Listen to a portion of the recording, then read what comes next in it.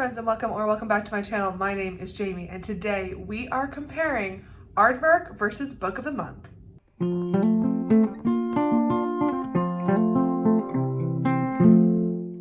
Yes, hello! There may be a fair few new faces new to my channel because maybe this video was pushed to you by the YouTube algorithm, or maybe you are considering getting a book box in 2025 and you wanted to compare the two big book boxes. Those are Aardvark book box versus Book of the Month, and you want to get a sense of what do they both have to offer and which one is better for you. In either case, welcome to my channel. I think in order to kind of give you the best sense of how I'm going to go about this, I think you need to know a little bit about me and my reading taste, because while I do have a method to kind of give some quantitative, valuable data here, at the end of the day, our opinions of books are still subjective. So I think in order to understand where I'm coming at this from a review and critical standpoint, I think you need to understand my reading taste. So I do primarily read literary fiction and horror, but I dabble in other areas, but those are the two areas that I'm going to be most interested in,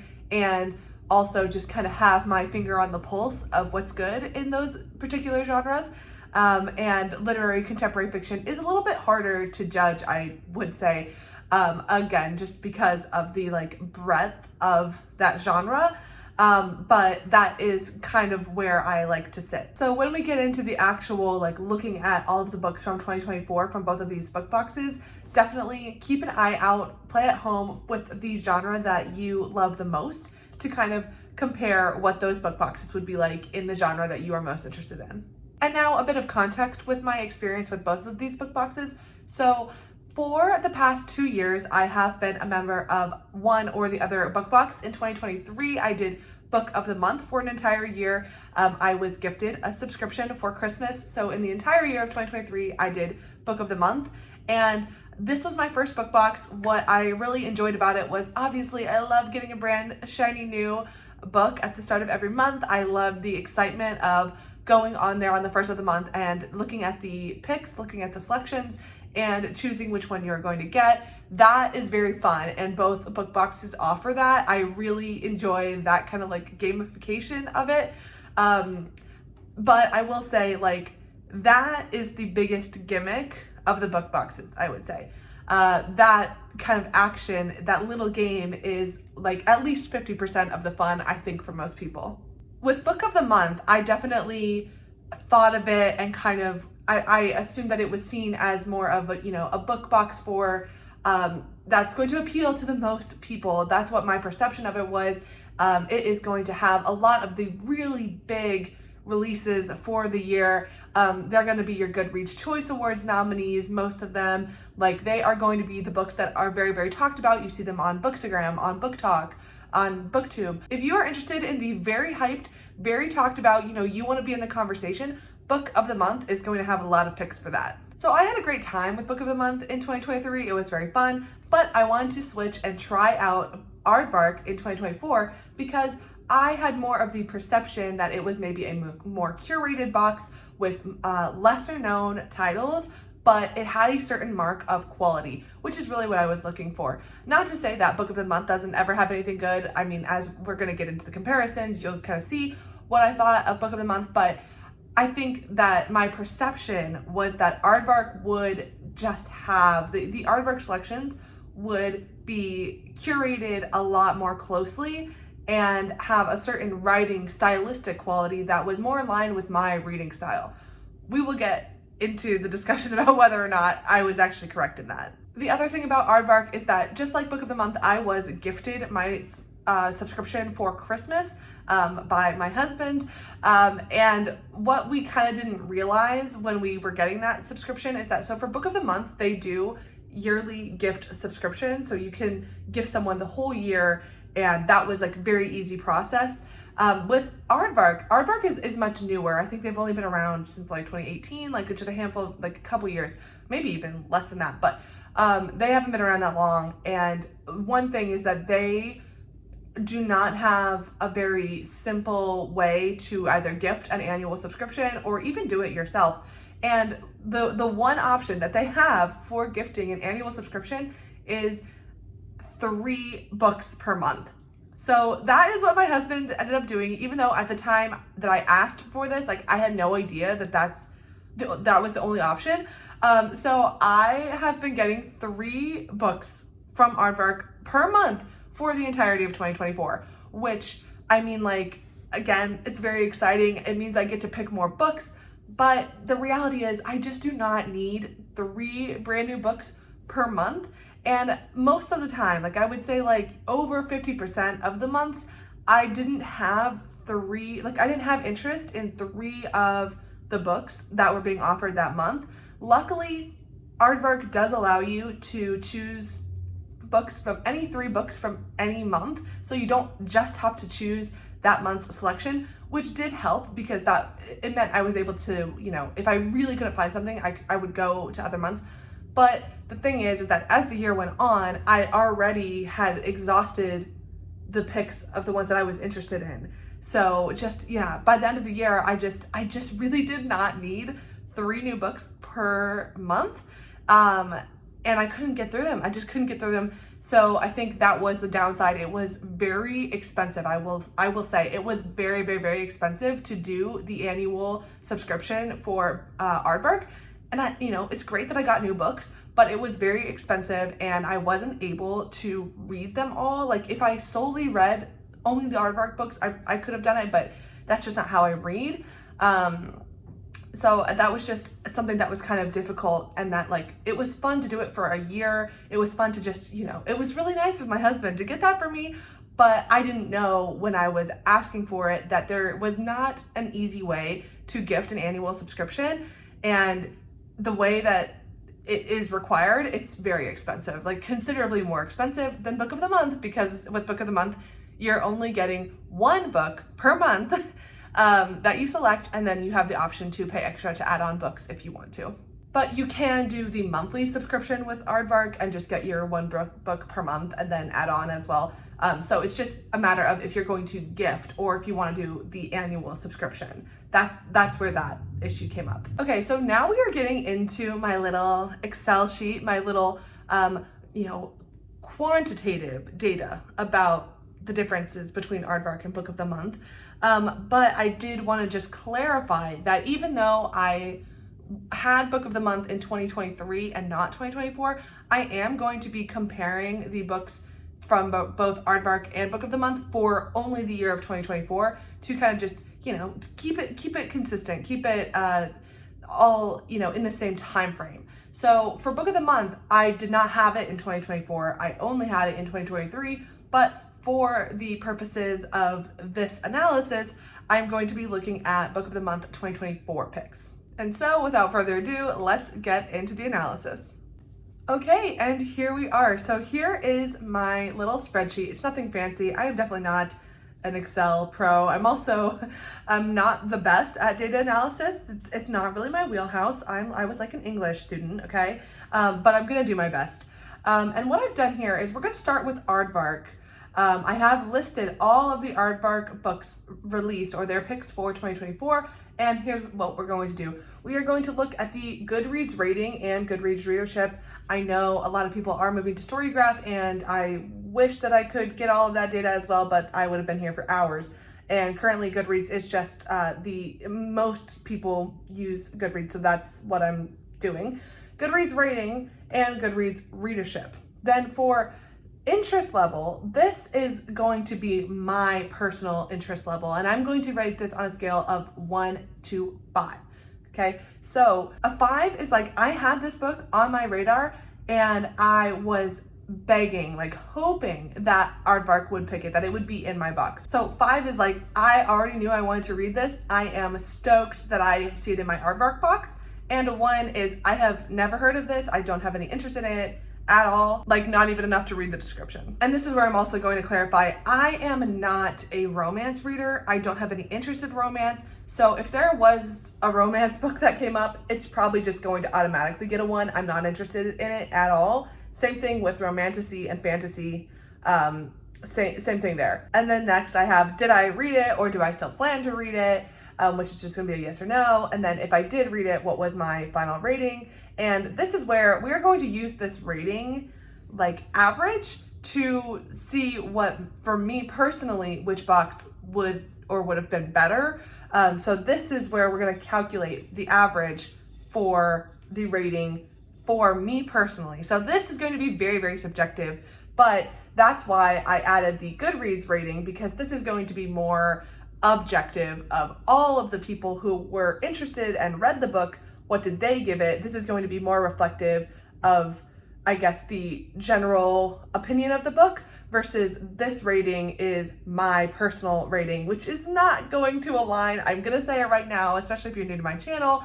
I don't tend to align with the opinion of like, the majority of readers.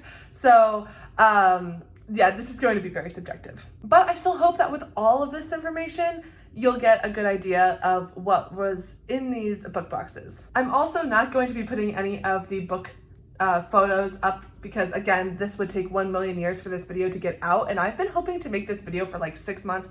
It's been on my mind, but I just simply don't have the time to do all of that editing. So if you want to follow along, you can go onto Aardvark Bookbox's Instagram page, and then when we get to book of the month, you can do that as well, to look at the covers, just to help, if that helps spark your memory of what those books were, if you do not recognize them by title alone. All right, let's get into it. This is Aardvark, starting in January of 2024. The first one, that is The Djinn Waits 100 Years, with a Goodreads rating of 3.85 and 5,000 readership. I think the thing about Aardvark is that they are trying to pick sometimes, we'll get into this later too, sometimes trying to pick some lesser known books. So their readership, I think, is going to be lower most of the time. But 5,000, yeah, that's pretty low.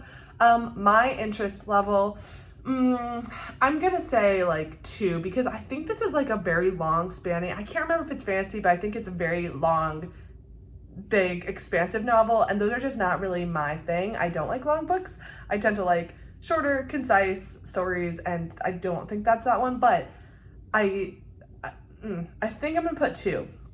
And I don't plan to read that right now, so I'm gonna put that as a no. Okay, Where You End. This is a thriller, and I actually did have this in my box at one point.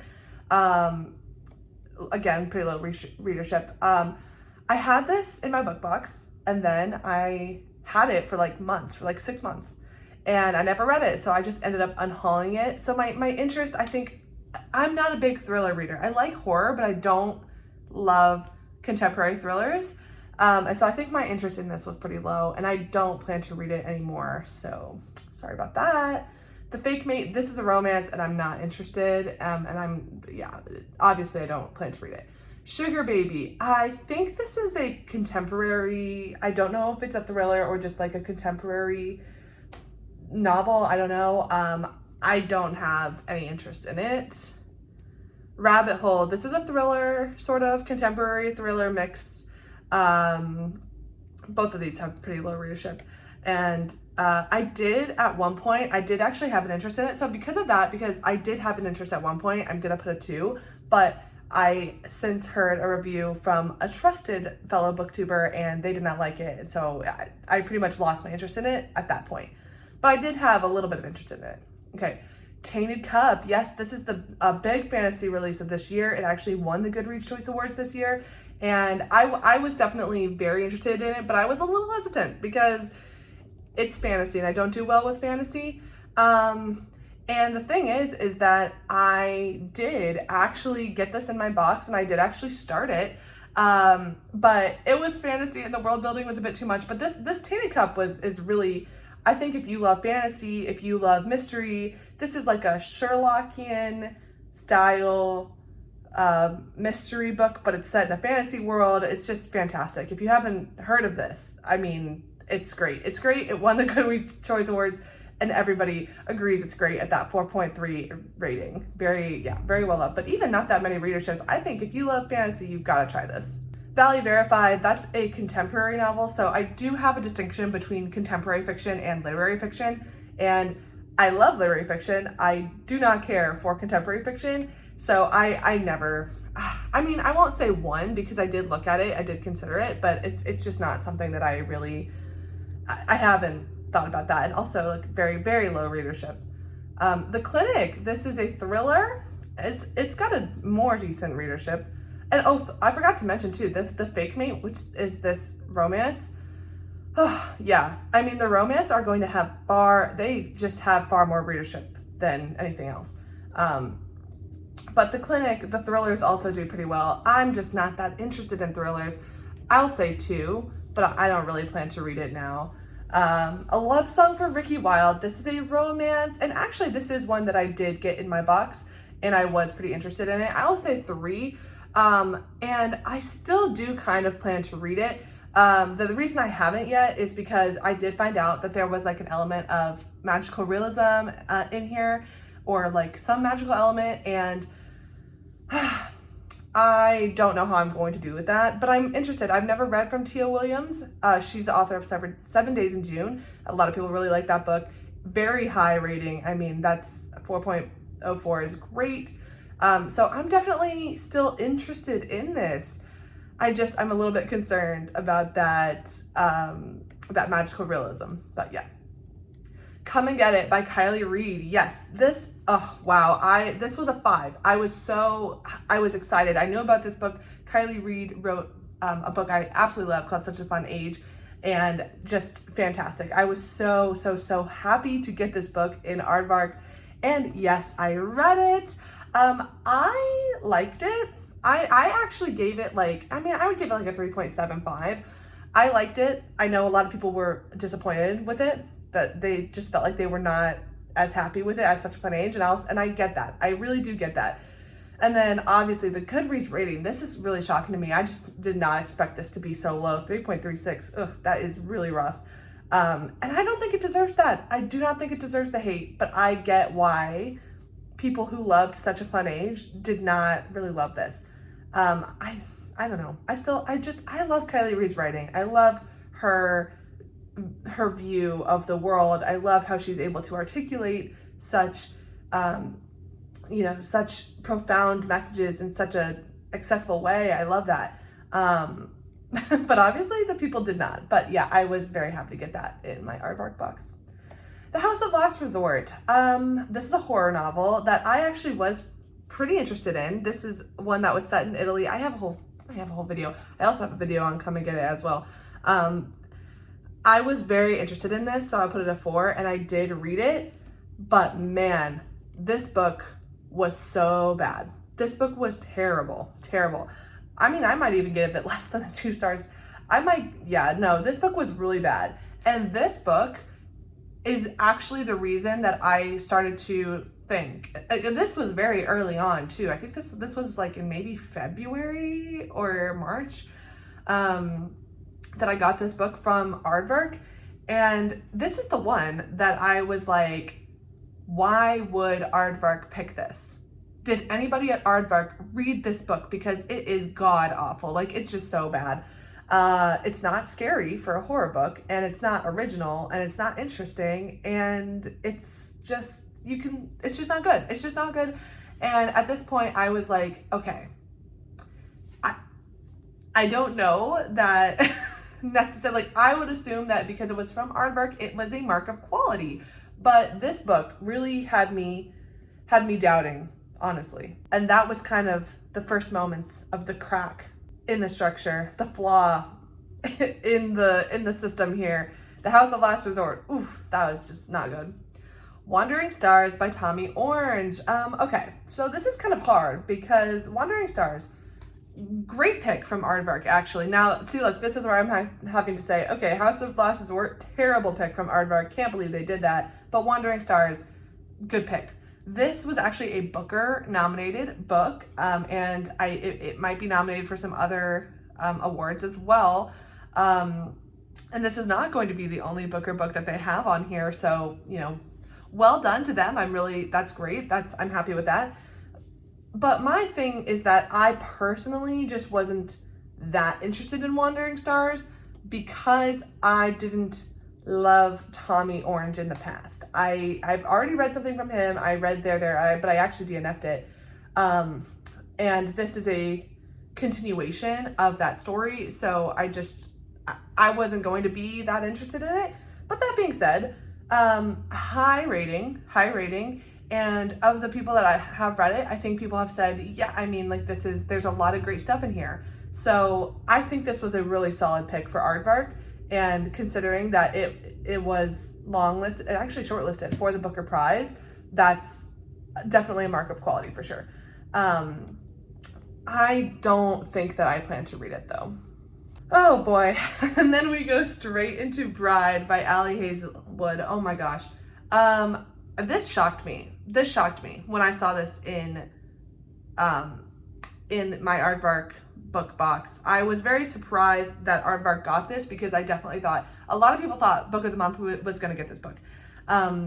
So we were all surprised that they had it. And this is another moment that I was like, okay, Aardvark, and it's tough because it's like, Aardvark, you got to get your money. And if you are catering to just like literary fiction readers, just, a certain kind of reader, you're not going to make any money. So I get it. You got to get the general public on board by offering something like Bride. However, that is just an absolute no from me. That's an absolute no from me. And it's just, but look at this, one of its highest readerships. Yeah, that's crazy. And the people love it. So I guess Aardvark, get your money. Piglet, yes. Piglet, I was very excited about this. This was one of my most anticipated books of 2024, and I was very happy to get it in my book box. And yes, I did read it. I gave it honestly, a 3.5. I ended up unhauling it. I enjoyed it while I was reading it, but it was not as deep as I wanted it to be. But I was very happy to see it in my Aardvark box, and the rating, it's under a 3.5, so that is kind of a problem. And this is one that I thought was going to perform better this year, but then I read it and I was like, ooh, yeah, and then it did not perform well at all. Everyone Who Can Forgive Me Is Dead. This is a thriller that I know nothing about, and I have no interest in it. And also, yeah, low readership, but yeah, I don't know anything about it. The Warm Hands of Ghosts by Catherine Arden. I think people were kind of excited about this one. This is another one that I was, again, surprised to see in my Aardvark box. I just wouldn't have expected that. Good rating, high, 4, that's good, and an okay readership. I would have thought this would have done better, actually. I thought this was going to be more well-received this year, and I don't think it was. My interest level in it, it's a historical fiction romance with some fantasy, and that's just not really for me, and I don't plan to read it. Yeah, no. Baby X, this is a sci-fi, and actually what happened was, so at this point in the year, this would have been I don't know, is this May or June? I don't remember. But at this point, I had pretty much exhausted all of the books that I had wanted from Aardvark in my other boxes. And I was like, I don't want this month's books, whatever it was. So I had my friend, I was like, hey, pick any book here and I will give it to you. And my friend chose Baby X, and she did read it, and she said that, it was a fun sci-fi. Yeah, it was, I think it's like a social commentary mixed with sci-fi, and she enjoyed it. And look, the rating is pretty high. It's just that the readership is really low. But those who did read it really liked it. And guess what? My friend, who I trust her opinion, she really liked it. But my interest level in it is a 2, and I don't plan to read it anytime soon. The Rule Book, this is a romance, and I don't know. Yeah. James by Percival Everett. This is where I give a round of applause to Aardvark, because not only was James shortlisted for the Booker Prize, but it also just won the National Book Award. And yes, it's done really well. It may win the Pulitzer Prize. It's been making the rounds this year. This is the book of the year for sure. and it was an Aardvark pick. So I have to give a round of applause for that. Very high rating, a solid readership as it's been making the rounds this year. It's just only grown. Now, here's the thing. My interest level in it at the time, I thought it might get some prize buzz, but my interest at the time, when it came out, like this is right when it came out, I didn't know how big it was going to be, and my interest was about a 3. But then as people started reading it and started being like, this is fantastic, my interest in it grew. And I have since read it, and yeah, it was fantastic for sure. I gave it 4.25, really enjoyed it. I mean, it's a winner for a reason. It is fantastic, and I think everyone should read it for sure. So well done there. How to Solve Your Own Murder. This is a historical cozy mystery. I did have a bit of an interest in it because a bit. I did get it in my box, but I never ended up reading it, and I did unhaul it. Cozy mystery. I'm not much of a cozy person. So I didn't want to. Diavola. This is a horror novel that I was so happy to get in my Aardvark box.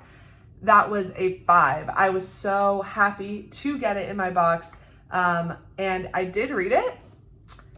Unfortunately, I really did not like it. Well, I give it a 2.5. The ending really saved it, but the first 2/3 of it were not good. So that was very upsetting, but I was very happy to get that in my box. A Sweet Sting of Salt. I think this is like a romance thing. I don't know. I'm gonna skip it. Expiration Dates by Rebecca Serrell. Okay, another romance, but I have loved Rebecca Serrell in the past. I loved In 5 Years, and then I read her next one after that, which was One Italian Summer, and it was terrible. In 5 Years was like a 5-star book for me. 4.5, 5 stars. I really enjoyed it. And One Italian Summer was like a 1 star. So I did not know, like, I was up and down with her when Expiration Dates came out, but I was very excited to get it in my book box, like, for sure. I just had to have like tempered expectations because of One Italian Summer, but I was happy that it was in my box because I did want to read it. But again, if we're talking about quality, this is where I was like, I love In 5 Years. I love the story. I love the way it's told, but like, I'm not gonna pretend like it's the most like high quality thing in the world. And One Italian Summer was really rough. So this, I was like, an odd choice, I would say, for Aardvark, if they are what I thought they were, which I think as the year went on, I kind of realized, like, no, they have to make their money. They have to start appealing to, a wider breadth of readers. So they are kind of becoming more similar in their picks to Book of the Month, and that is just out of good business sense, I guess. I did read it, but I DNF'd it. It was really bad. So maybe a 2, maybe less. You Know What You Did. This is a thriller, and I have no interest in it. Don't know anything about it. Happy Medium, a romance, don't know. Evocation by S.T. Gibson. This one's kind of interesting to me because this is from the author of A Diary of Blood, a book that everyone loves. And yet this one really flopped. Like, I don't know what happened here. This was released in like Q2 of 2024, and like, it just did not land for people. People didn't like it. I was not interested in it at all. Like, I was like, even though I liked A Diary of Blood, I don't know, something about this, just people didn't like it. I was getting weird vibes from it. I don't know. My interest in it was really low. But actually, recently, I got it. It was one of the last books I got in my, final Aardvark box. And I actually am kind of interested in it now. So I do plan to read it, and pretty soon, actually. But at the time, like when it was actually offered in the box, I was not interested. Ghost Station. This is a horror, and a little bit odd because this is from S.A. Barnes, I think, S-something Barnes. People really loved this author's first book, which was dead silence or something like that. People really loved it, but people did not enjoy this one. They did not. 3.56, which actually that's not that bad for a horror book, because honestly horror books get really low ratings, so that's not actually not that bad. But people, it just did not hit for people. I was never that interested in this one, and I don't know why. I do not know why, and I don't plan to read it. I don't know. I like horror, but this one, for some reason, this one was not standing out to me. Lovers and Liars. This is a contemporary, and you know what? I actually was kind of interested in this one. This is like about some sisters, and one of them's getting married, and it was like a family drama, contemporary. I was interested in it, and I was actually going to read it for my reading wedding books because I'm getting married vlog, but I ended up DNFing it really fast because it was just not good. It was not good so fast. And yeah, 3.35, that is really rough. Low readership anyway, but the people who did read it did not like it. And I was interested, picked it up, immediately DNF'd. It was just, the writing, I just couldn't deal with it. So that was definitely a big flop. The Garden. This is like a social horror, contemporary, historical horror thing. It's kind of horror, kind of not. I was never really interested in this because this is like a horror around themes of like pregnancy is I think the entirety of the book, and it's just not something, not a topic I'm interested in. So my interest in it was very, very low. And then I only saw one person on BookTube read it, and they, didn't care for it. I don't know. Something about this book just gave me the vibes of like, I thought it was going to be really surface level and shallow and not have a lot of interesting things to say. And that seemed to be true. People did not like it. 3.3, low rating, and a low readership as well. So I was never really interested. The Eyes Are the Best Part. Yeah, this is a horror book, big horror book in 2024. Everyone read this, and I was excited, man. I was excited to get this book. I was so happy to have this in my Aardvark box. I read it, and see, now this is where I'm gonna say, this is where I'm saying, I do not have the same opinions as the majority of readers on BookTube, I would say. A lot of people loved this. I did not. I did not love this book. I really actually did not like it. I didn't like it.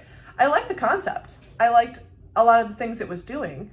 I just don't think it was executed well. And I would say, as I have said many times on this channel, don't read this book. Read Chlorine by Jade Song instead. It's much, much better and very similar in themes and just well written, better executed. But you know what?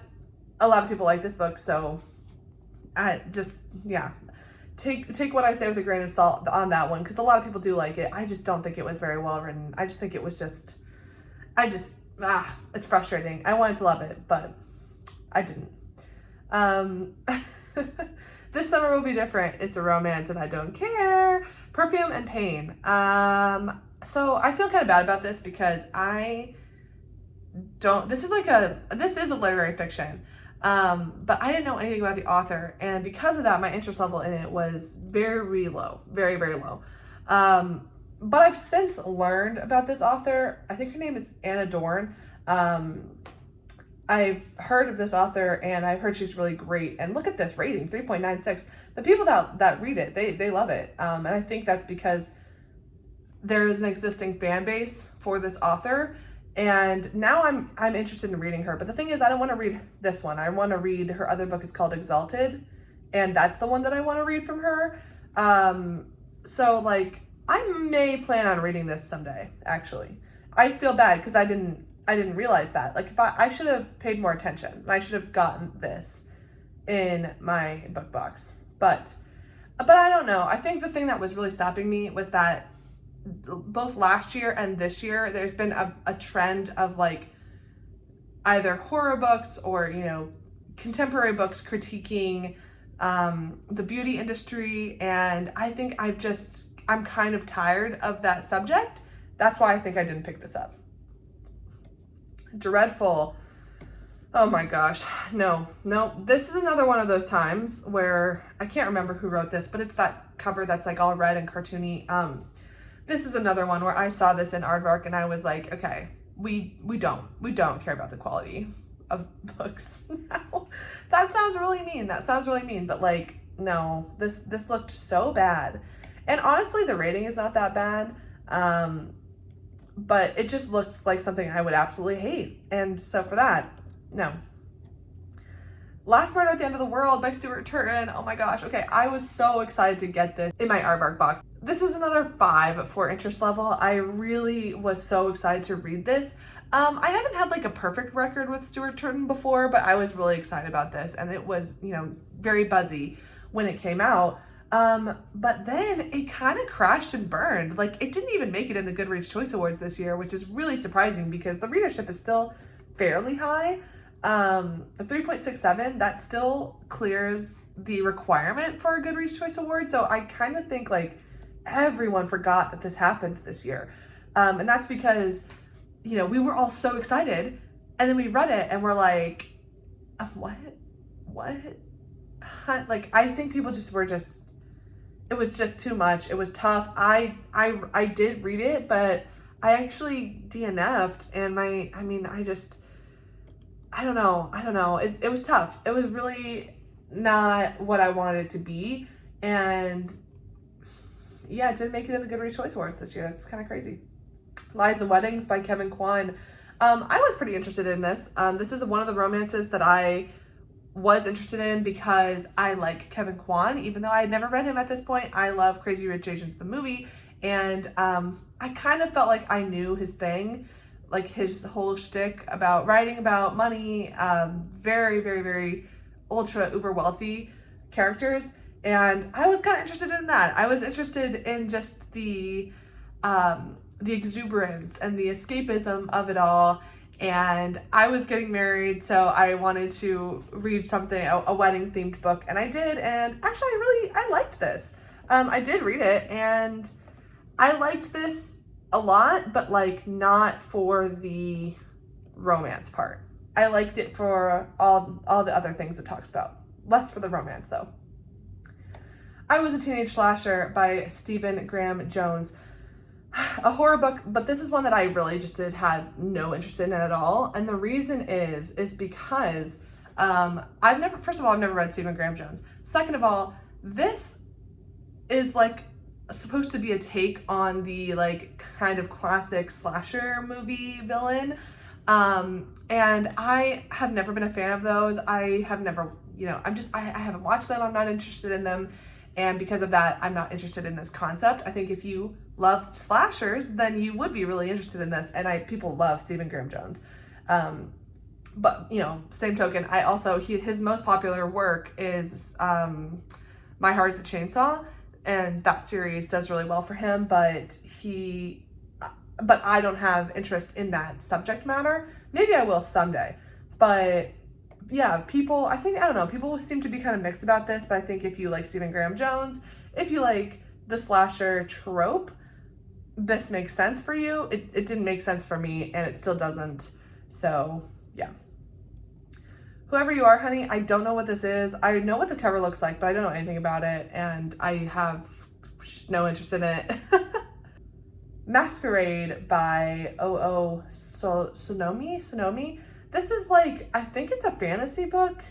My interest in it is pretty low just because, again, I don't do fantasy. I don't know. But it does have like a high rating of the people who read it, which is not very many, but of the people who read it, they did seem to like it. And I was kind of surprised that this didn't do better. I was kind of surprised because it's a fantasy retelling, which tends to do very well. But this is about like an African, I think it might be an African fantasy folk tale. I don't know. I don't really read fantasy, so I don't think that I plan to read this, but I don't know. Yeah, I wish it kind of did better this year. Maybe if I knew more about it, I would be more interested in it. A Novel Love Story by Ashley Posen. I wasn't excited about this, but you know what? Everybody was. Everybody was very happy about this because this is the author of 7 Year Slip. Everyone loved that book. This one didn't do as well, but high readership. And I think people were very happy to have this in their Aardvark box. It just wasn't for me, you know? Stardust Grail, this is from the author of The Deep Sky, sci-fi. And I don't know, I'm gonna say no, but I haven't read The Deep Sky yet by this author, but I am going to read The Deep Sky in January. So I'm interested in this author. I just wasn't really interested in this book because this is like space, sci-fi, you know, deep space exploration, and there's like aliens or something. That's not my wheelhouse, and I'm not that interested in it. The Unraveling, I'm not sure what this is. I think this is a thriller, and I have no interest in it. Bury Your Gaze by Chuck Tingle, another big horror release this year. Everyone read this, everyone loved it. Look at this, a 4.18, really high rating, especially for a horror book, which horror just does not get ratings like this. Yeah, I mean, and people also, not that many people read horror, but very, very well. I was very interested in it, not the most, because I think it kind of, I don't know, I couldn't tell what the tone of it was. But it didn't seem like super scary, and I was right. It wasn't super scary, but I did read it, and I did enjoy this. I would give it like a 3, well, I'll go up a little, 3.75. A lot of people loved this. I thought it was really, really good, and I'm excited to read now his prior release, Camp Damascus. I enjoyed it, and I was happy to see it in the Aardvark box for sure. Truth According to Ember. Oh my gosh, I was gonna say I don't know what this is, but I do know. This is a romance, actually.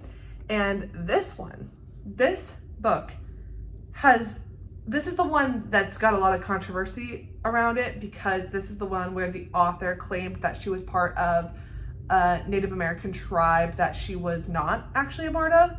And so that book has been making waves for that controversy. I didn't know about it at the time. I only found out well after the fact. But I was never interested in it because it's a romance, so I just didn't even look at it. But I've since heard the controversy surrounding this, so I definitely don't plan to read it now. No. The Bright Sword by Lev Grossman, is that how I pronounce his first name? This is a fantasy release, and it did really well, 4.01. Not that high of a readership, but a high rating. And I think it was definitely, I can't remember if it won the Goodreads Choice Awards or if it was just a nominee, but either way, it's fantasy, and it's long, so it's not going to interest me, but I do know that people were pretty happy with this.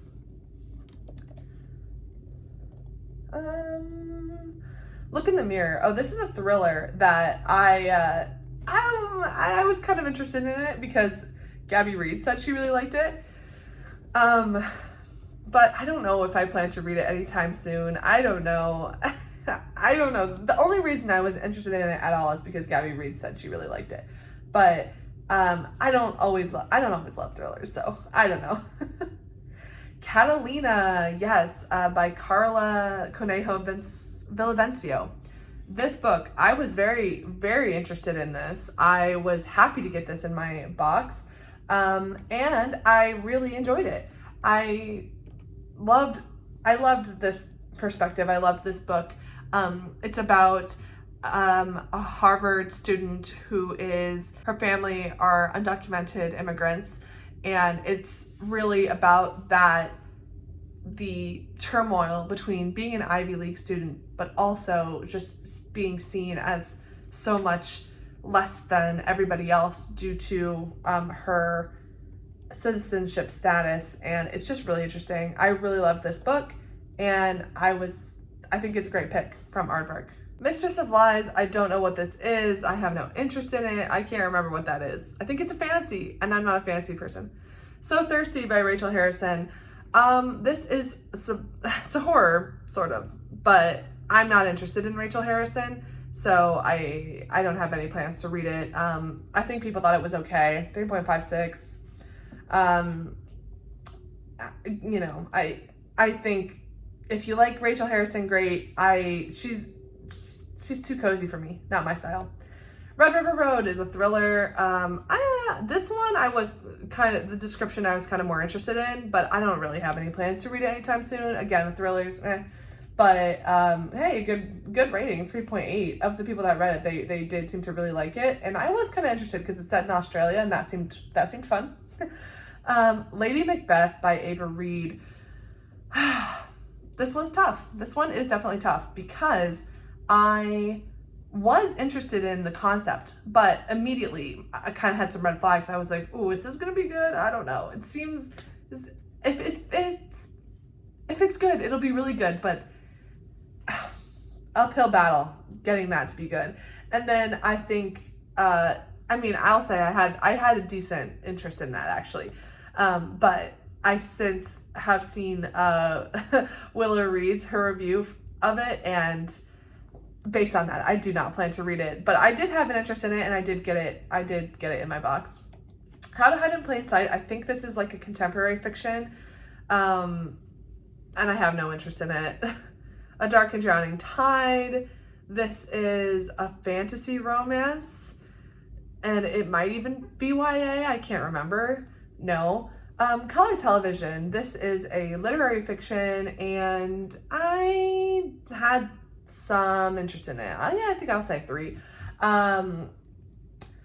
I think this is about a girl who goes to LA and is trying to make it in the business, but I can't remember if it's historical fiction or not. Now, this was not released that long ago, so it just does not have a high readership yet, and I'm kind of waiting to see some reviews. I'm still fairly interested in it. The Lightning Bottles. I don't know hardly anything about this one, and I don't know anything about it. I think it might be like a thrill. No, I can't even say that because I'm not even sure. Where I End. This is a horror psychological thriller. I don't know if it's actually classified as horror. Takes place in Ireland, and I am very interested in this. I say I am because I just got this not that long ago. I'm super interested, and I do plan to read it very soon. I may read it this month, if not early next month. Yeah, very happy to get this. This Cursed House, another horror book. I was definitely interested in it. 3.5, I think. I was pretty interested in it. This is about a cursed house in Louisiana. And I think the setting sounds really fun. It's New Orleans, it's a curse, it's magic. I'm interested in it. But I have kind of heard mixed things. Low readership right now because it just came out. It just came out like at the beginning of October. So people haven't had a chance to read it at all. Like, this is just, yeah. And because of that, I have heard not a lot and mixed things about it. I do have it. I got it in my box, and I do plan to read it eventually. When the World Tips Over. This is kind of an interesting one because this is actually YA, and Aardvark does not do YA books very often. It's YA. I don't have any interest in it, but I know that a lot of people were really interested in it because I think this is a follow-up to another very popular book. I don't know if it's a sequel or just, I don't know how it connects to the first one, but people really love this. 4.2. Obviously, I think that the readership is not high, but I think that people were waiting for this book. And if they loved the first one, they were really happy to get this in their Aardvark box. But again, very interesting because Aardvark doesn't do many YA books. And I don't really read YA, so that's why I wasn't interested. Vampire Plus One is a romance that I'm not interested in. The City in Glass, I think this is a fantasy, and I'm not interested in fantasy. And yeah, pretty low readership, but yeah. Okay, so we are getting into like the November, December picks. So these books would have just come out, or some of them are even early releases, so they don't have a high readership because of that. They just came out. So I want to caveat the readership thing here for these ones. But Like Mother, Like Daughter, this is a thriller. I don't really have any interest in it. But I think, it already has 20,000 ratings on it, and I think it just came out in November. So, people love a thriller. People love a thriller, even if I don't. Eleanor of Avion, this is a historical retelling that I'm not interested in. But wow, 4.37, low readership, but those who have read it have really loved it. Historical retellings are just not my thing. Memorials. Okay. I'm kind of interested in this. I actually didn't get it in my box though because I had some other things I wanted, but I'm kind of interested in it. But the only thing that holds me back, this is a horror book, paranormal horror book taking place in the Appalachian Mountains.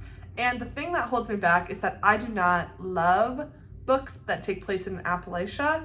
It's just not my favorite setting. I've read a lot of them at this point, and I think it's just a little bit overdone.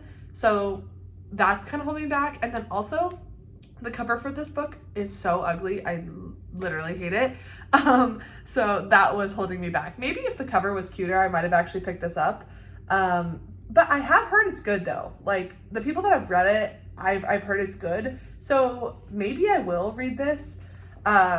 I just didn't get it from my Aardvark box. I might listen to it on audio maybe. Perfect Fit. This is a romance. We know about that. American Rapture. This is from the author. I think this one's not a horror, but the one that she wrote before, C.J. Reed. I don't know her last name. She wrote Mayfly, and that was a horror book that I think people had a good time with it. I'm pretty interested in American Rapture. This is like an apocalypse story, but I think it's like I don't think it's scary. I'm not sure what the tone of this book is. It seems really crazy, really wild, really different, and it seems exciting for that. So I'm definitely planning on getting to this early in 2025. Oh no, the leaf blowers just came out. Oh my gosh, I'm so sorry if the sound quality just started going crazy. They are blowing leaves right outside my window, but we are so close to wrapping this up, and then I will, save part 2 for another recording time. Scholar in the Last Fairy Door. Fantasy romance, I'm not interested in it. Private Rights by Julia Armfield. Yes, so happy to receive this, and I am reading this right now. I'm so happy that this was in the Aardvark box. This is from the author of Our Wives Under the Sea, and I'm so excited that this was an Aardvark pick.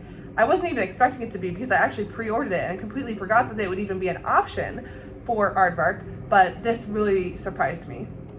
The Resurrectionist is a debut novel that I was pretty interested in. It's about a scientist in, I don't know if it's like the Victorian area or what, but he learns how to, he's brought into a grave robbing situation, body snatching, I don't know.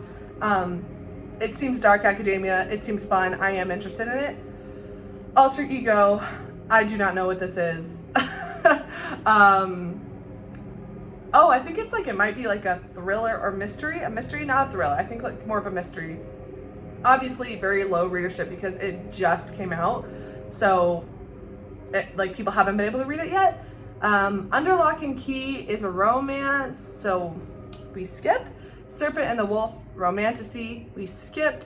And What It's Like in Words is a contemporary literary fiction type thing. And I'm personally not interested in it, but I mean, I'll give it a 2 because it is literary fiction, but yeah, it not exactly my thing. Okay, sorry about that. They stopped and I had to record this in 2 separate clips, so if anything looks different or sounds different or whatever, that's why I had to record this in multiple clips. Okay, so getting to the end of our Aardvark discussion. So I mean, there's so many stats that I could think to pull out of here that I just don't have the capability to do right now. I mean, you could be looking at so much data with just what I have right in front of us. But what I really want to do is look at the average of my interest level. And and then we can compare it to Book of the Month and see in general which one was grabbing my interest. Again, this is where this is going to be very subjective. And yeah, like I said, I mean, I could do the whole average of all the Goodreads ratings total and compare that to Book of the Month. But I'm just going to do this for my own personal interest right now. So my interest level, what I'm going to do is figure out how to use the Excel sheet. Okay, average. So I'm going to take the average of Oh, why are we doing, why? It won't let me scroll.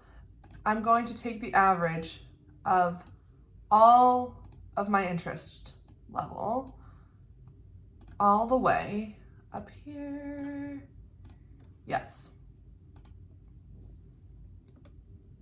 Okay, so the average is a 2.20.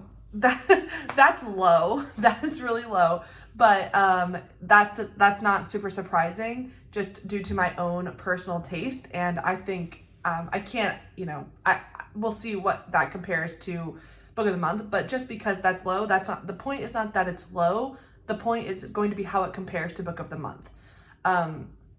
Okay, so, and then the other thing I'm going to do is look at my actual ratings of the one that I read, which, looking at this column, one thing that is definitely standing out to me is like, there's a lot of blank spaces here, which means that I haven't read that many of the books. And this is from my Aardvark subscription. So things that I've, books that I actually acquired, haven't read that many, which, by the way, if you're interested in how many books of my actual physical TBR that I have read in 2024, I just did a video about that, and I found in that video that I actually was reading a high percentage of my physical TBR, but it just turns out, looking at this right now, it just doesn't seem like a lot of them are actually the Aardvark books.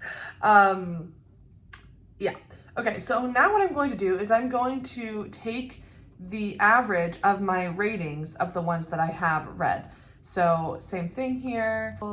Okay, so the average for the ratings of the ones that I've read, which, by the way, I did just like calculate quickly, and I've read 11 books. So again, if I was getting just one book from Aardvark Book Club, I would have almost had it. The only one, and the one that I have right now that I'm reading is Private Rights, and that is an Aardvark book. That's one book that I'm reading right now. So, and that was in my December box. So actually, like, if I would have been getting just one book from Aardvark instead of 3, I actually would have read all the books that I chose from Aardvark. But because I was picking up 3, I just could not keep up with that. And again, that discussion is a little bit more in depth in my video where I looked at my physical TBR read in 2024. So my interest rating and my actual, ratings of the books that I read, I'm happy to see that my rating is higher than my interest level here, because that's at least meaning that when I did pick up a book, I was happy with it. And honestly, like an average of a 3 for my rating overall, that I'm happy with that. That means that most of the time I've been enjoying my books from Aardvark, which that makes me happy. Okay, we're going into the book of the month section now, and I think it's important to preface with book of the month that I did not include any of their add-ons, and I really don't know how the add-ons work, because I don't remember in 2023 when I had book of the month, because I had a gifted subscription, so I don't know if I was able to get the add-ons. I can't remember. And so, but there are a couple books that were add-ons for book of the month that I was interested in, but and some of them I actually read, but I'm not going to count them here because that's just getting too confusing. And the other thing is that in general, book of the month is going to have a lot more exposure. So I think what's hard here is that when I'm looking at my interest level of these books, well, I've just been exposed to these books a lot more, because a lot more people, a lot more content creators, a lot more booktubers have book of the month and are pushing book of the month books, and are I just see them around more. So it seems like my interest level would be higher simply because I'm seeing them more. But on the flip side, I know that a lot of book of the month picks are just not the kind of books that I really gravitate towards. So maybe that will balance out in the interest level. I guess we're just gonna find out. But the first one, The Bullet Swallower, I was actually very interested in this book. This is like a Western, and I've been interested in this book this entire year, and I kind of feel like, why haven't I got to this? My interest level for this is pretty high. And I still do plan to read it because I've heard it's pretty good. I'm kind of upset with myself that I haven't done it yet. Mercury, this is like a thriller, I think, or something. I'm not sure. I saw this like making its rounds earlier in the year, and then it kind of just totally dropped off. I don't have an interest in it. Interesting facts about space. I was very interested in this because I really enjoyed this author's previous work. This is by Emily Austen, and her previous work was Everyone in This Room Will Someday Be Dead. I read that book. I loved it. So I was very interested in this one, and I actually did pick it up. I picked this up from the library. Unfortunately, I did not like this one as much. I ended up DNFing it, but it's kind of tough because I don't think that it was a bad book or anything. I just didn't enjoy what it was doing as much as I enjoyed her first one, and I just felt like it was kind of too similar to the first one, but I didn't like the plot as much, but I felt like the characters were very similar, and I just was looking for something a little bit different. So that one I did DNF, but I was definitely interested in it. First Lie Wins, I mean, making the rounds this year, 500,000 ratings. Like, this is a thriller book, and I'm done with thrillers. I will just not, I don't pick them up. I don't pick them up anymore. I've been burned. I'm actually just gonna put one. But yeah, this was a huge release this year. The Fury by Alex McLadies. Oh my God, don't talk to me about him. No. I've read 2 Alex McLadies books, and oh, no. The Mayor of Maxwell Street, I think this is a historical fiction, and I don't know anything about it. I'm not interested in it. The Fox Wife, this is a fantasy, and I'm not that interested in fantasy, but something about this one looks really cute. I don't know if I really plan to read it, but I'm not completely not interested in it. Ready or Not, this is a romance, and I'm not interested in it. The Women by Kristen Hanna. I don't know how to pronounce her last name. The Women. This book, the readership on this book is actually crazy. I remember this in my reacting to the Goodreads Choice Awards nominees or whatever that video was. This book, I remember looking at the Goodreads readership, and it was, I think it was like 600,000 or something, and I was shocked when I saw that. I was like, I cannot believe that many people read this book. And now I'm looking at it, and there's even more readers, which obviously I know a lot of people were reading it because it was nominated, but 855,000 like reads, and it was released this year. And that's just the people who, said something on Goodreads.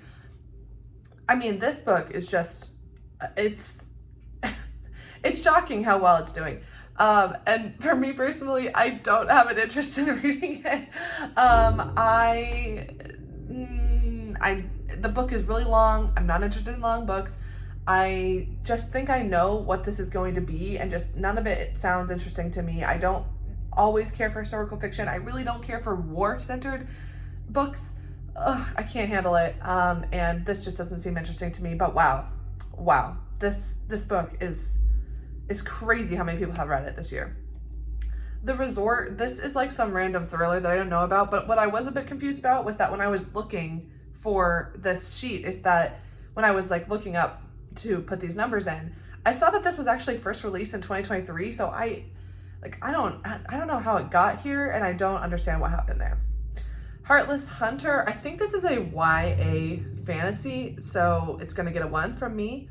Listen for the Lie, same thing, another big release this year, big thriller release, but I'm just not a thriller girl, so, but I will say, I gotta hand it to Book of the Month. I mean, they have First Lie Wins and Listen for the Lie, and spoiler alert, obviously, they also had Kill for Me, Kill for You, which was another huge thriller release. So if you like thrillers, Book of the Month it's just the obvious winner. It's the obvious winner. Not only from the ratings, I mean, Listen for the Lie, that's a high rating, and let's see what First Lie Wins at 4.02. These books are not only really popular, but they're also being very highly rated. So a lot of people are reading them, and a lot of people are really liking them. So if you like thrillers, Book of the Month is the obvious way to go. But I don't, hence why I switched from Book of the Month to Aardvark. Anita DeMonte, Laughs Last. This is like a contemporary fiction. I'm kind of interested in this. I don't know a lot about it, but I feel like I should learn more. I'm pretty interested, and 3.8 is a good rating. A Fate Inked in Blood. This is a romantasy, and I'm not interested. That's all. But another, it was popular. It's made the rounds this year. Hereafter, I don't know what this is. I actually cannot remember what this is at all. So that makes that difficult. And I think I'm going to have to give it a 1 just because I don't know what it is, but it sounds like it might be a romance, but I could be wrong. I could be wrong. Anibot. Yeah, I was interested in this. I was pretty surprised that Book of the Month picked this up as a pick, and I did actually read it. My rating, I liked this. I didn't think it was perfect, and I wanted it to be a little bit better, but I have a lot of respect for it. I still have a copy on my shelves. I was really happy with it. I give this a solid 4, maybe a 3.75, but I will round it up to a 4. I did enjoy it, and I would recommend it. And I think if I can recommend books, they get a 4 from me. Again, we already talked about Kill for Me, Kill for You. It's not for me, but I mean, people like it. People like it. And the fact that Book of the Month has had all 3 of those thrillers, I mean, that's tough to beat. That's tough to beat if you are into thrillers. The Husbands. This is a, this book has been making its rounds. I see a lot of people read this.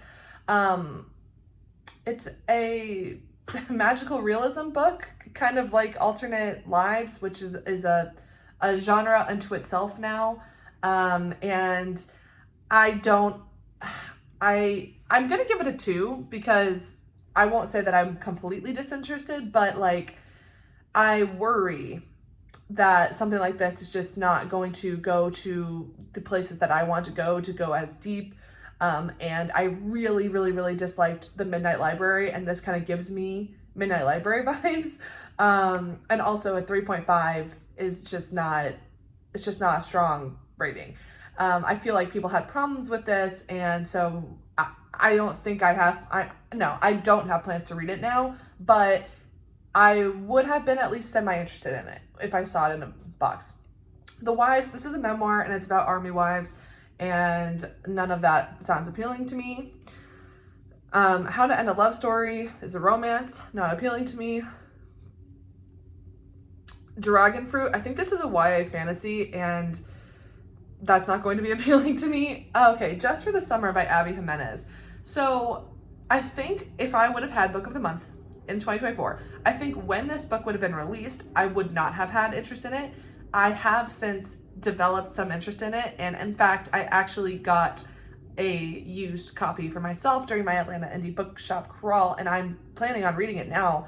So it's tough because I do plan to read it, and it has a very high rating and a very high readership, 500,000, 555 actually, with a 4.38. That is a really strong rating, but it's also one of several in a series, so I feel like Abby Jimenez has a very dedicated readership now, so it's likely that her rating is going to be higher. But regardless, I am interested in it now. It's tough for me to put the interest level because I would have had a lower interest now, or I would have had a lower interest before, but I have a higher one now. So I think I'm going to give it a 3 and just put it right in the middle because I'm very interested in it now, but I would have not been interested at all when it came out. All We Were Promised, I don't know what this is. Maybe this is a contemporary, I don't know what this is, and I'm not interested in it. Darling Girls by Sally Hepworth. This is another very popular thriller author.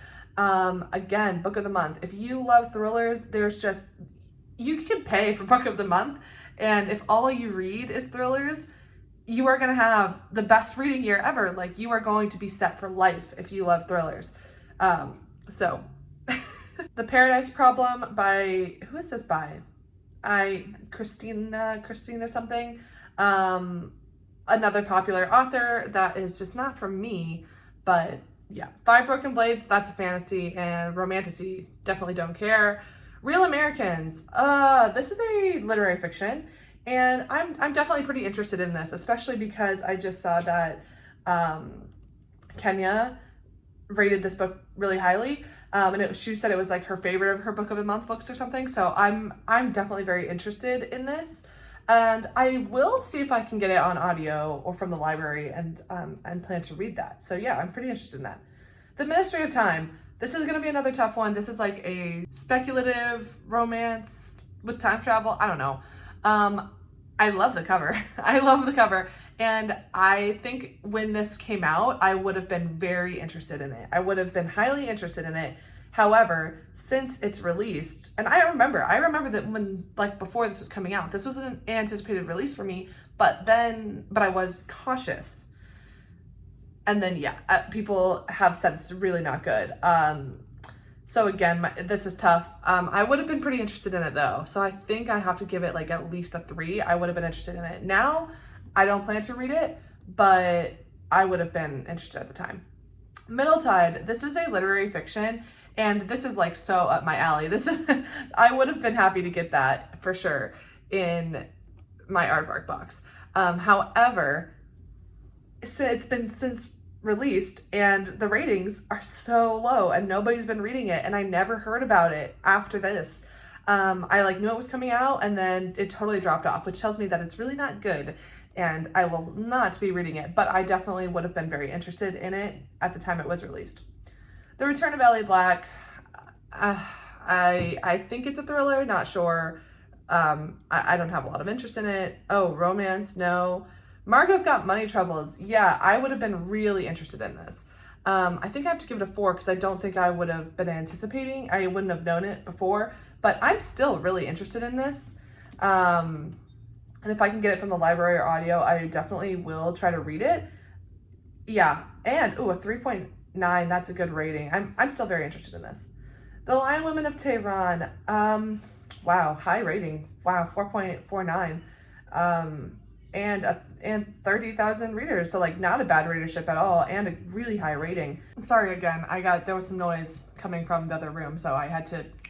All right, back to what I was saying. What was I saying about The Lion Woman of Tehran? Oh yeah, this has a high rating, and I am kind of interested in it, but the thing that does kind of put me off a little bit is that I do not love multi-generational stories. It's just something I just don't really care for. But this does have a high rating, and I've heard good things about it. High readership. I'm going to put my interest at like a 2.5. I think that's fair. A Talent for Murder, Peter Swanson. I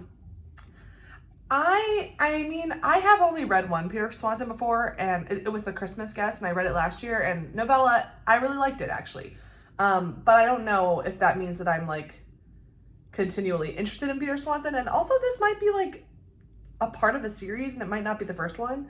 But I'm gonna say 2 because I have enjoyed what I've read from him before. Honey, this is a book I saw kind of making the rounds, and I think it kind of got mixed reception. A 3.45, that's not great. I don't have a lot of interest. It's contemporary. Yeah. Husbands and Lovers, I think this is probably like a contemporary, like domestic thriller or something, domestic something. I'm not interested. God of the Woods. Well, I was very interested in this when it came out. In fact, I don't have book of the month, but I actually bought this book because I was like kind of obsessed with the cover. Like part of it was a cover by, but a slow burn mystery set at a summer camp sounded like something I would love. Unfortunately, I did actually read it, but unfortunately I didn't like it. I didn't like it. Oh my gosh, I know I'm sounding like such a hater. I don't like anything. I can't help it. I had high hopes for it though. I really did. 1,000 Times Before. I don't know what this is. The Lost Story. I think this is from the author that wrote like The Wishing Game or something, and that was really bad. I've heard. I didn't actually read it. House of Glass sounds like a romantasy, and I'm not interested. 5 Star Stranger sounds like a romance. I'm not interested. The Wedding People. This one's kind of interesting because a lot of people really enjoyed this. They said it's actually really funny, and it's not something that I like. It sounds like something I wouldn't like, but since hearing people like on first impressions, I wouldn't like it. But since hearing people talk about it and this rating is pretty high, and yeah, it's racked up almost 150,000 readers, with a 4.17. That's very, very high for that number of readers. And so I'm definitely interested in it now. I'm gonna give it a 3, and I kind of, maybe I will. Like Mother, Like Daughter, no, not interested. It's thriller. Hera, I'm not interested in retellings, or Greek retellings. Just not something that's for me. The Pairing by Casey McQuiston. I've never read from this author, but I've heard she's really good. And I'm like not the least interested in this, so I give it a 2. A Song to Drown Rivers sounds like a romantasy or fantasy something. I'm not interested. Madwoman sounds like a domestic thriller. Not super interested, but maybe this could actually be like a literary or something. I don't know. I'm going to leave it for now, but The Love Elixir of Augusta Stern. I love this cover. I love this cover. And you know what? Sometimes you just have to admit, a cover, you know, sometimes you do judge a book by its cover, and I think that's fine. This cover looks so cute. I've had people say that they've really enjoyed it. I'm pretty interested in this. But the only thing is that I think this is like an older character, and it's not, but I think it's like about her younger life. I don't know. I'm pretty interested in this. I'm going to give this like a 3.5. It seems a little cozy for my taste, but I'm pretty interested in it. Phantasma, no, that's a romantasy. I'm not interested. Blue Sisters by Coco Malore. Yeah, I'm pretty interested in this. I won't say the most interested, but I would like to get to this. And if I would have had Book of the Month this year, I absolutely would have been getting that book in my box, and I probably would have read it by now. I nearly bought it on my Atlanta Indie Bookshop crawl, but I did not. I got something else, but I'm pretty interested in this. Sleep Tight, this is like a horror, except I heard it's not really a horror. I heard it's more like a psychological thriller or like suspense. I'm not the most interested in it, but I would have tried it if it was in my Book of the Month box. Book of Witching, kind of similar thing. It also was on the Goodreads Choice Awards for Best Horror, but I've heard it's like not super scary. Yeah. Dearest, this is interesting. Oh yeah, that's the thing, is I'm nearly at the end of these, of this list. So that means these are coming out in like the later months of the year. And both of these just like did not have enough time to get people to read them. Like just not enough people, but they both ended up in the Goodreads Choice Awards for Best Horror. And just not a lot of people have been able to read and like give their opinion. And I heard they're not super scary. So they just weren't even on my radar at the time. And they're still barely on my radar. The only reason they're on my radar now is because they were in the Goodreads Choice Awards. And yeah, and I mean like both of the ratings are pretty good, but actually that does not have a bad readership. I think Sleep Tight is actually just more of a thriller than a horror, and I think that's why it has like slightly more readerships, but it's still, I think this came out in like September, so I don't know if I plan to read either of those. I don't know. Dearest, this is like a horror type thing, and it got some interesting award attention, but the rating is really low and the readership is really low as well. But I'm like pretty interested. I would be interested to learn more. I've heard this is very different, and I like different. I'm interested in different, but the rating is concerning to me. The Boyfriend by Frida McFadden is an absolute no. The Dagger and the Flame sounds like romantasy. I don't care. The Wild Huntress, this is actually a YA book, so I don't care. The Road of Bones, I do not know what that is. Oh, Dinner for Vampires. This is the cult memoir one. I can't remember the author who wrote it, but this is actually a memoir, and it's about a cult. Her being in a cult and a cult TV show. I don't know. It's a memoir. I won't say I'm completely not interested, because the cult aspect is interesting to me, but I don't read a lot of memoirs. P.S. I Hate You sounds like a romance. The Teller of Small Fortunes. This sounds really cute and cozy. I'm a little bit hesitant because I'm not great when it comes to cozy. Sometimes I can like it. Sometimes I can, but it's just tough. But I like the fortune telling aspect of it. Yeah, I mean, maybe I plan to read it. I really don't know. I don't know. Dirty Diana. This one's kind of interesting because it's actually based off of a podcast, like a fictional, like a fiction podcast that they produced, and then they are putting the story into a book. So very interesting time in media. because usually it would be the other way around, right? Like you would write a book and then someone would produce a show of it. But yeah, interesting. I don't know that I'm that interested in the story. It seems to be about a woman who's like in her marriage, but then like fantasizing about a time when she wasn't married and was like kind of crazy. And that just doesn't seem like a story I'm interested in, but a kind of interesting concept with the podcast. Yeah. Most Wonderful Crime of the Year sounds like a Christmas romance, and I'm not interested in that. Beautiful Ugly. This is an early release. This is from, oh my gosh, now I'm totally blanking on her name. Huge thriller author. This is an early release that Book of the Month picked up. It releases in January. So again, if you love thrillers, Book of the Month has got you covered. Like, wow.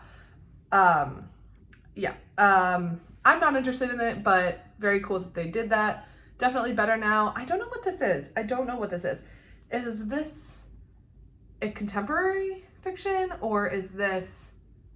Oh, you know what? I think this is the one. I think this is the one where she decides to be sober and she's trying to get her life back together. Now, I don't hate these types of books. I feel like this is kind of similar to Margot's Got Money Troubles as well, as this theme of like this, person who is trying to get on their feet, trying to pull their life together. And it's told through this like semi-humorous satirical lens, but it is tackling some big contemporary issues. I understand the appeal there. I just don't know how I personally feel about that topic. I'm gonna say 2.5 because it's not that I'm not interested, it's just that I feel like we get this theme a lot and I feel like it's been done already and it's just not my genre. This is kind of like a Fleabag type character, and while I love Fleabag, I just, it's like I don't need it as much as it seems to be coming up. The 13th Child is a YA horror, gothic something. I don't read YA. And finally, Homeseeking. This is another early release. This is an early release historical, but somewhat literary. Because it's an early release, like nobody has read it yet. And I think that my interest in this is going to be like dependent on what people say about it. I think this also I think this is like partly romance, but it's like a literary romance, and I am interested in that, but it's hard for me to know, but without seeing some trusted people give it some ratings. So I don't know. This is a maybe.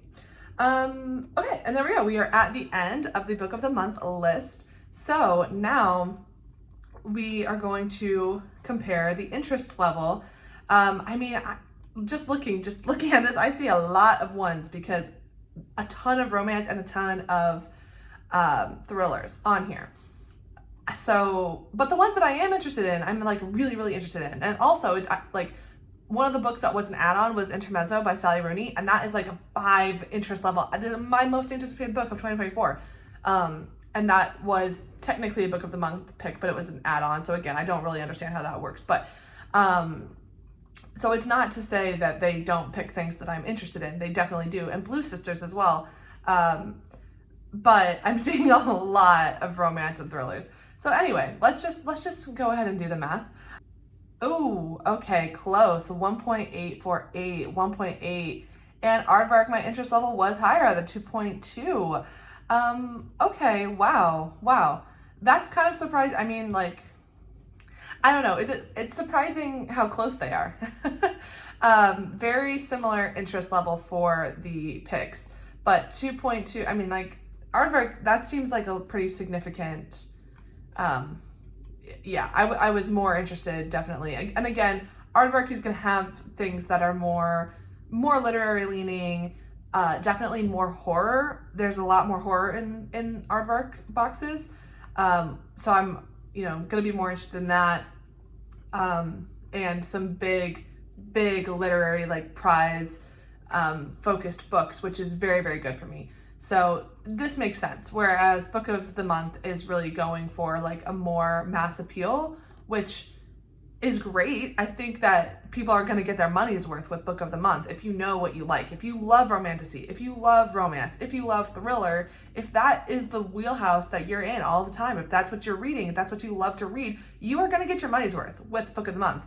Whereas like I feel like with Aardvark, even though my interest is pretty high, you know, as a horror and literary fiction reader, I don't know that I get my money's worth with Aardvark, because they've had to start putting in more, you know, more thrillers, more romantasies, more things to fit like more people, because they need to make money. They need to make money. So I think it's tough, like, because while I was interested in a lot of what Book of the Month had to offer, they're trying to spread themselves a little bit more to reach more people. Whereas like Book of the Month really has their audience like figured out. It's not me, which is why I don't do it anymore, but they know their audience. And it's clear that they are pulling books that people really, really like high readership, high rating. And you know, they do have some variety, not all the time, but they are pulling like big names. So they definitely understand their consumer base. Okay, now of the ones, I did not read that many. Did I only read 2? 3? I only read 3. So that is going to be really tough. But you know, if I did count Intermezzo in there, I would give Intermezzo like a 4 stars. So this is going to be pretty tough. 2.6. And Aardvark still beats it. So in both of my measurements, Aardvark does win out for me personally.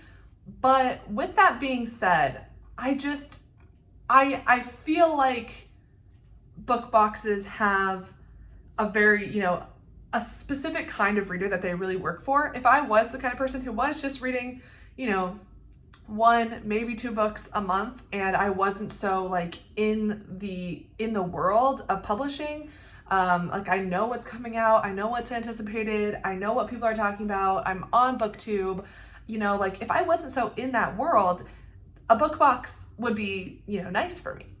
But it doesn't make sense for me as someone who does know about what's coming out, who hears what people are saying, and like book boxes just don't make sense for me anymore, because I would rather just go off of what my genuine interest is and not be kind of like, excuse the pun, like boxed in to their choices. And then I'm starting to pick up books that like I was interested, but like not, you know, if someone had just given me $30 and was like, go into a bookstore, I wouldn't have picked out those books that I ended up picking from these book boxes. So all of that is to say that my experiment with this, I'm happy that it's coming to an end. I've had my time and I've had a great time doing this. I love the little excitement at the beginning of the month, but I look at this and I'm just like, I'm not that interested in either one of, you know, still like the highest of 2.2 is just not good enough. And then my rating, you know, a 3 is not a bad rating, a bad average rating, honestly, especially for me, because I'm very, very tough to please. But I think next year I'm going to do my own book box. I'm going to create a personalized book box where maybe I just get to, you know, buy 1 brand new book every month. Maybe I get to go into the store the first weekend of the month and pick out a brand new release. And, you know, then I'll only get 12. And I'll kind of look at how that compares to the picks here. So I don't know. It's not a perfect system, but I hope that this gave you some insight. Obviously, I wasn't able to be more generalized. Like I could look at the average rating. I mean, but the thing is that the reason I don't want to do that is because I don't necessarily think that the Goodreads rating is the highest marker. But you know what? It's Christmas and I will do it for you, because it's not that hard. I can just do it right now. And it's a 3.768 for Aardvark. So, Book of the Month does beat it out higher. So in general, book of the month beats out Aardvark. But for me personally, Aardvark was better, which this makes sense. This completely aligns with my predictions and everything, but still both of them are just not perfect for me, and that's okay. But I would, just to conclude and what my thoughts are, if you love romantasy, romance, thriller, if those are your three genres, book of the month is easily the best bang for your buck. I mean, you are going to get all of the big releases. You're going to get all the books that everyone's talking about. They are included in your subscription. And I think that is really, really valuable. You don't have to do all the big searching. You can rest assured that what book of the month chooses is going to be the big picks of the year for the most part. Aardvark is a little bit tougher for me to say because I chose it because I wanted I wanted literary, I wanted authors that were really pushing the envelope, doing something different. I wanted it to be a mark of quality. I wanted it to be a lot of debut authors, just people that were doing really interesting stuff. And in my experience in 2024, that didn't really pan out. And this is not to say that my Aardvark picks were bad. I had a lot of books from Aardvark that I really enjoyed. I think that right now they're kind of struggling to figure out what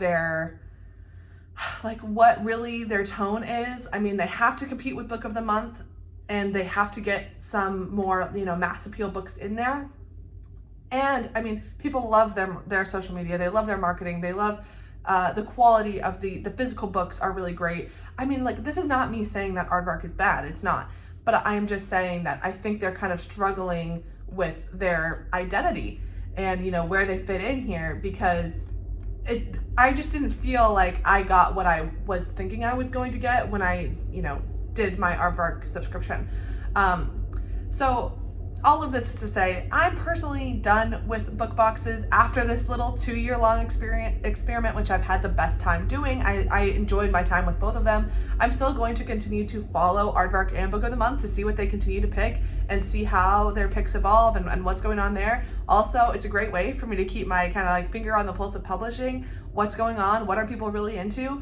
I'm going to continue to do that. I just don't think that I need to spend the money, and I certainly don't need to be bringing in as many new books in the way that I had been doing this past year with Aardvark, which again, that's just one downside is that their annual subscription option, there was no way around it. I was going to get 3 new books every month.